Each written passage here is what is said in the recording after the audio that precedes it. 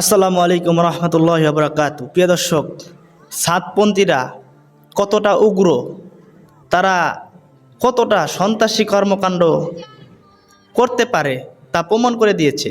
মঙ্গলবার রাত্রে জুবায়েরপন্থীদের সাথীদের ওপর টঙ্গী ময়দানে নৃশংসভাবে আক্রমণ চালায়, তাদের প্রতি ছুরি আঘাত করেছে। তারা প্ল্যান করে পরিকল্পিতভাবে তারা টঙ্গী ময়দানে ঢুকে যায় এবং ঢুকে সেখানে জুবায়েরপন্থীরা যারা সাথী ছিল তাদের ওপর আক্রমণ করে।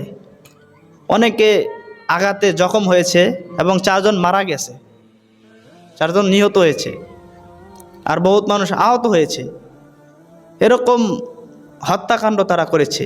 এখানে প্রমাণ হয়ে যায় যে কারা হক, কারা বাতিল, কারা মূল ধারার তবলিগ জামাত আর কারা বাতিল জামাত।